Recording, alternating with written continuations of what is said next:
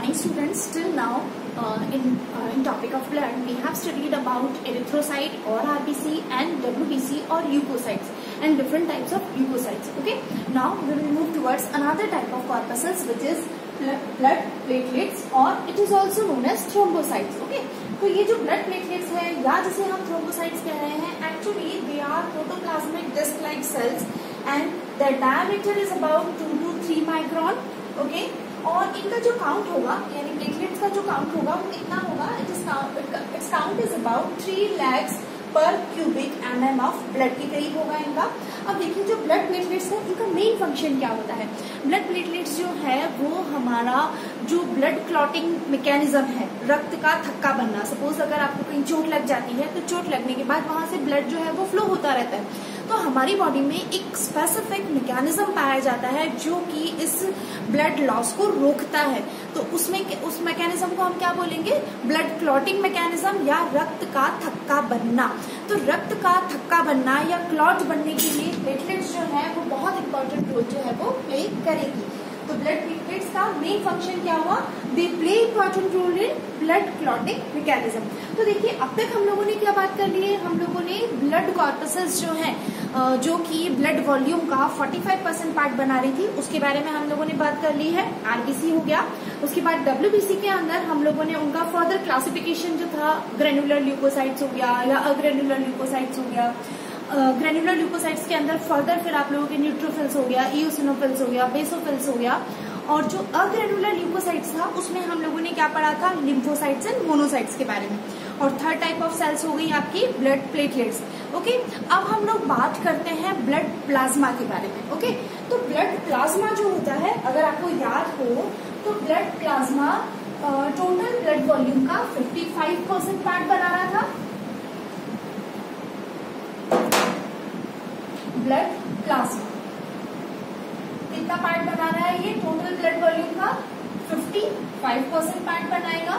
अब देखिए blood plasma जो है वो उसका कंपोजिशन क्या है। तो कंपोजिशन ऑफ ब्लड प्लाज्मा के बारे में बात करें अगर अपन, तो कंपोजिशन में देखिए सबसे इम्पोर्टेंट कॉन्स्टिट्यूएंट जो होगा वो होगा वाटर।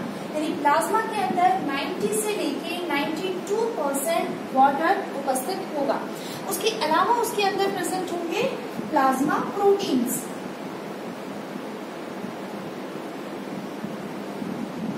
प्लाज्मा प्रोटीन्स में कौन कौन से प्रोटीन्स होंगे, सीरम एल्ब्यूमिन होगा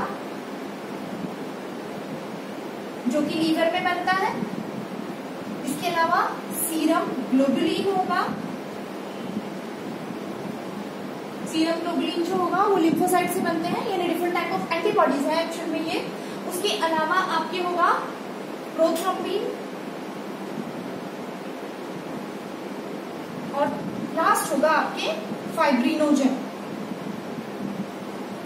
सीरम एल्ब्यूमिन का फॉर्मेशन कहाँ होगा, लीवर के अंदर होगा। सिमिलरली प्रोथ्रोम्बिन एंड फाइब्रिनोजन इनका सिंथेसिस भी कहाँ होगा, लीवर में।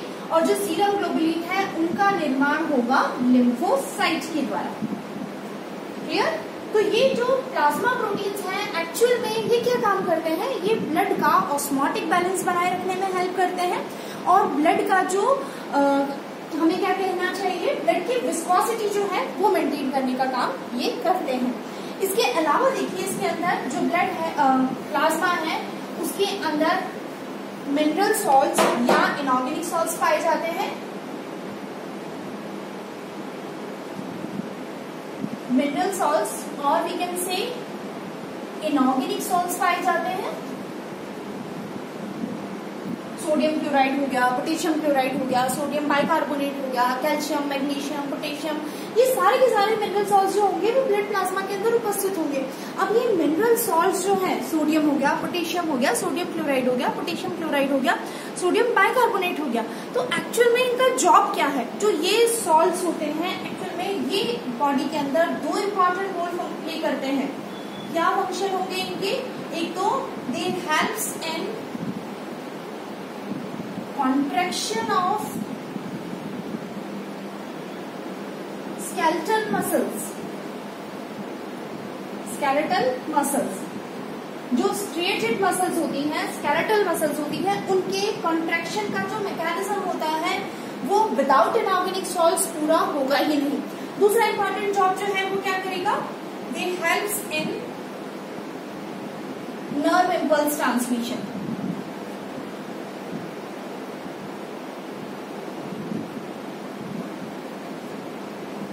जो नर्व के थ्रू मैसेज का ट्रांसमिशन होता है आपके टारगेट साइड से ब्रेन की तरफ, रिसेप्टर ऑर्गन से ब्रेन की तरफ, या ब्रेन से वापस आपके रिसेप्टर ऑर्गन की तरफ, तो वो किसकी वजह से पूरा होता है, just because of inorganic salts. आपको जब मैं बात करूंगी तो मैं सोडियम पंप के बारे में बात करूंगी, पोटेशियम पंप के बारे में बात करूंगी, क्लोराइड पंप के बारे में बात करूंगी। तो ये जो सॉल्ट्स हैं वो दो इंपॉर्टेंट काम कर रहे हैं। एक तो कॉन्ट्रेक्शन ऑफ मसल्स जो है इसकी वजह से पूरा होता है, और दूसरा जो होगा नर्व इम्पल्स ट्रांसमिशन जो है वो भी इनऑर्गेनिक सॉल्ट्स की वजह से होता है। उसके अलावा देखिए इसके अंदर क्या प्रेजेंट होंगे। फोर्थ देखिए, न्यूट्रिएंट मटेरियल।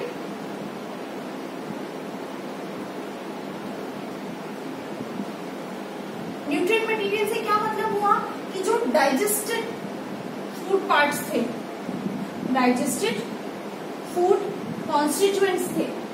कौन कौन से कॉन्स्टिट्यूएंट्स थे, ग्लूकोज हो गया, अमीनो एसिड्स हो गए, glucose, amino acids, fatty acid, glycerol.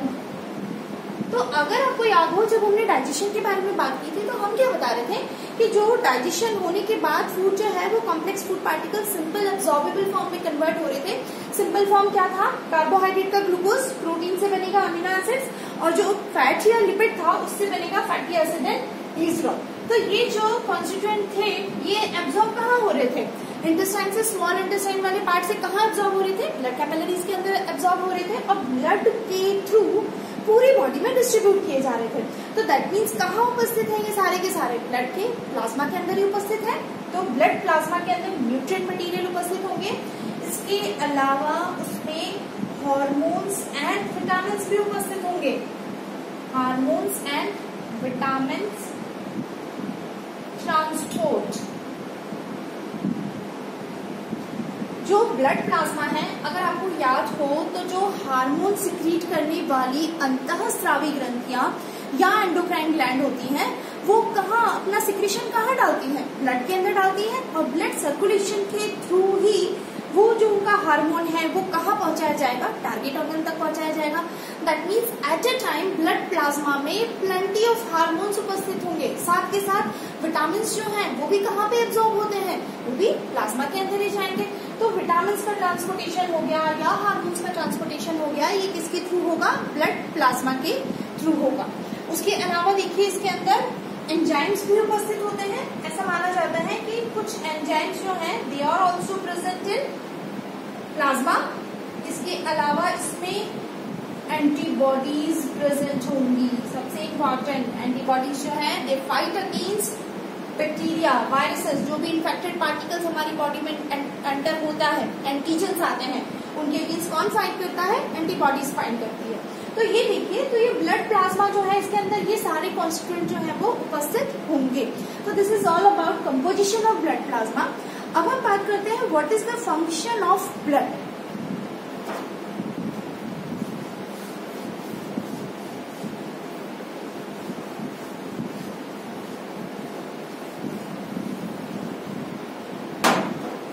Functions of blood के बारे में अगर अपन बात करें, हेडिंग डालिए आप लोग, functions of blood.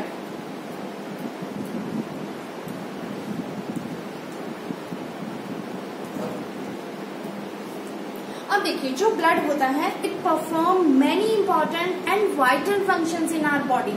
That's why blood is known as river of life. क्या कहलाएगा ये, river of life. Blood perform many vital and important functions in our body, in animals body लिख दीजिए आप, in animals body, that's why it is called, क्या कहलाएगा ये, river of life, जीवन की नदी। अगर ब्लड सर्कुलेशन नहीं होगा हमारी बॉडी में विथ प्रॉपर ब्लड प्रेशर तो क्या होगा, हमारे कई इंपॉर्टेंट फंक्शंस जो हैं, वाइटल फंक्शंस जो हैं बॉडी के, वो अफेक्ट होंगे।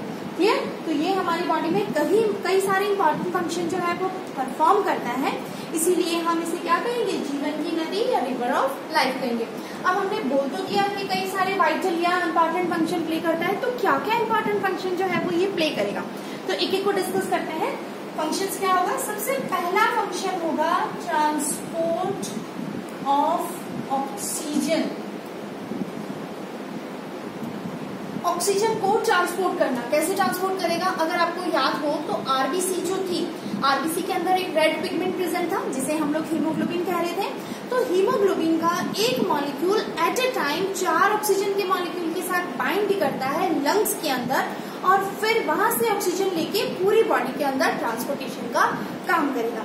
ठीक है, तो transport of oxygen through RBC, पहला काम।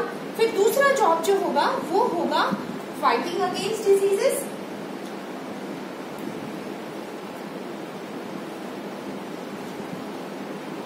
फाइटिंग अगेंस्ट डिजीजेस, मैंने आप लोगों को बताया था कि जो लिम्फोसाइट्स हैं या ल्यूकोसाइट्स हैं, उस ल्यूकोसाइट्स में अलग अलग प्रकार की कोशिकाएं थी, न्यूट्रोफिल्स थी, बेसोफिल्स थी, इओसिनोफिल्स थी, और उसके अलावा मोनोसाइट्स और लिम्फोसाइट्स थे। तो वो सब क्या कर रहे थे, बॉडी के अंदर अगर कोई इन्फेक्शन होता है, बॉडी पे कोई बैक्टीरिया या वायरस अटैक करता है, तो पर्टिकुलर ल्यूकोसाइट्स का नंबर बढ़ जा रहा था या कम हो जा रहा था, तो वो क्या कर रहा था, उस बैक्टीरिया और वायरस के अगेंस्ट फाइट कर रहा था, है ना। तो दैट मीन्स क्या है, ये जो लिम्फोसाइट्स है या जो डब्ल्यूबीसी होती है वो हमारी बॉडी को प्रोटेक्ट करती है against different diseases. Clear?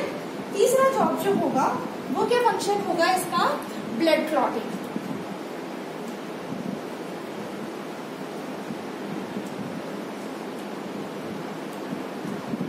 Blood clotting, अभी मैंने आप लोगों को बताया कि जो ब्लड क्लॉटिंग वाला मैकेनिज्म है उसके अंदर क्या होता है कि जो एक्सेसिव ब्लड लॉस हो रहा होता है इंजरी की वजह से, तो उसको रोका जाता है। अगर आप सपोज सोचो, मैं एक डिजीज का एग्जांपल दूं यहाँ पे, हीमोफीलिया के बारे में आप लोगों ने सुना होगा। तो हीमोफीलिया डिजीज के अंदर क्या होता है, जो ब्लड क्लॉटिंग मैकेनिज्म में कुछ फैक्टर्स चाहिए होते हैं, उनका निर्माण होता ही नहीं है ना। तो उसकी वजह से क्या होगा, फैक्टर 8 हो गया या फैक्टर 13 हो गया, तो उसकी वजह से क्या होता है, उनमें एक्सेसिव ब्लड लॉस हो जाता है। अगर कहीं चोट लग जाती है तो उसकी वजह से क्या होगा, एक्सेसिव ब्लड लॉस होने की वजह से उनकी डेथ तक हो सकती है। तो जो हमारी बॉडी में ये एक तरह से ब्लड लॉस को रोकने का इम्पोर्टेंट अडेप्टिव मैकेनिज्म है जो भी किया जाएगा। इसके अलावा फोर्थ फंक्शन जो होगा ब्लड का, वो क्या होता है, ट्रांसपोर्ट ऑफ न्यूट्रिएंट्स। सारे न्यूट्रिएंट्स जो है, ग्लूकोज हो गया, अमीनो एसिड्स हो गए या फैटी एसिड हो गए, ग्लिसरॉल्स हो गए, विटामिन हो गए, ये सब किसके थ्रू ट्रांसपोर्ट किए जाते हैं, ये are also transported through blood. फिर इसके अलावा होगा डिस्पोजल ऑफ कार्बन डाइऑक्साइड।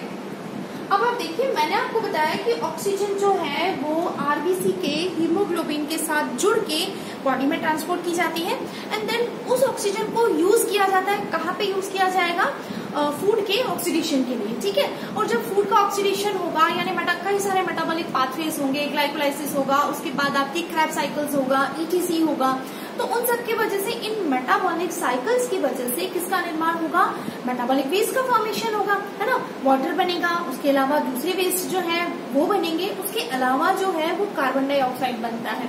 तो उस कार्बन डाइऑक्साइड को भी वहां से हटाना जरूरी है, अदरवाइज क्या होगा, उन पर्टिकुलर सेल्स के अंदर या उस पर्टिकुलर टिश्यू के अंदर टॉक्सिसिटी क्रिएट हो जाएगी। तो ब्लड जो है वो जो मेटाबॉलिक वेस्ट बन रहा है या CO2 जो बन रही है उसको वहां से लेगा ब्लड प्लाज्मा, और उस CO2 को वापस कहाँ पे डाला जाएगा, लंग्स के अंदर डाला जाएगा, ताकि लंग्स में हम एक्सहेलेशन के द्वारा उस CO2 को बाहर कर दें। तो ये काम किया जाएगा डिस्पोजल ऑफ कार्बन डाइऑक्साइड का। उसके बाद जो काम आता है वो है distribution of hormones and vitamins.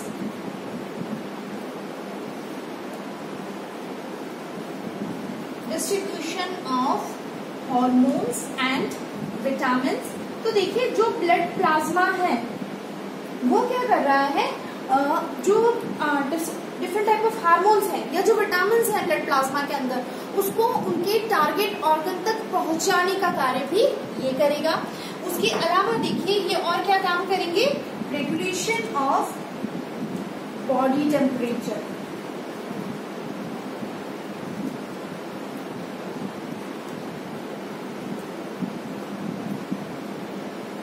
Regulation of body temperature मतलब शरीर का तापमान हमेशा एक जैसा बनाए रखना। इसीलिए हम लोग कैसे एनिमल्स हैं, हम लोग कैसे हैं, वार्म ब्लडेड एनिमल्स हैं, यानी हमारी बॉडी का टेम्परेचर हमेशा कांस्टेंट बना रहता है 37 डिग्री सेल्सियस। तो वो जो 37 डिग्री सेल्सियस बन रहा है या मेंटेन रह रहा है, वो क्यों मेंटेन रह रहा है, just because of homeostatic mechanism. Homeostasis में क्या होता है, समस्थापन अवस्था, यानी हमेशा बॉडी के अंदर एक बैलेंस की कंडीशन बनी रहती है। वो कैसे बनी रहेगी, तो देखिए हमारी बॉडी के अंदर क्या हुआ, जो हमारा मसल्स है जब आपस में जॉब करते हैं तो उनकी वजह से बाय प्रोडक्ट जो है वो हीट जनरेट होता है। तो वो जो हीट है वो ब्लड के थ्रू कहाँ भेजी जाएगी, जो आपके पेरिफेरी वाले ऑर्गन्स हैं या सुपरफिशियल ऑर्गन्स हैं वहां पे भेजी जाएगी और उसको बाहर जो है वो हीट लॉस के फॉर्म में निकाल दिया जाएगा। तो इस तरह से हम हमारी बॉडी के टेम्परेचर को भी मेंटेन रखने का काम करते हैं। उसके अलावा जो ऑस्मोटिक बैलेंस मेंटेन करना, लास्ट फंक्शन देखिए, ऑस्मोटिक बैलेंस जो है वो भी मेंटेन करके रखते हैं, जस्ट बिकॉज ऑफ क्योंकि प्लाज्मा के अंदर कई सारे प्रोटीन उपस्थित थे, फाइब्रिनोजन हो गया, एल्ब्यूमिन हो गया, उसके अलावा आपके प्रोथ्रोम्बिन हो गए। तो ये जो डिफरेंट टाइप ऑफ प्रोटीन है या इनऑर्गेनिक सॉल्ट्स हैं वो क्या करते हैं, हमेशा ब्लड का पीएच बफर मेंटेन करके रखते हैं। ठीक है, ब्लड का पीएच कितना होता है, ब्लड का पीएच जो है it is about 7.4, that means slightly alkaline pH होता है, बेसिक अल्कलाइन होगा ना, एसिडिक नहीं होगा। तो ये ऑस्मोटिक बैलेंस जो है वो भी मेंटेन रखने का कार्य करते हैं। तो ये सारा का सारा हम लोगों ने ब्लड के कंपोजिशन के बारे में बात की और ब्लड के फंक्शन के बारे में बात की। नेक्स्ट क्लास जो होगी उसमें हम लोग ब्लड ग्रुप्स के बारे में बात करेंगे। Okay, thank you so much.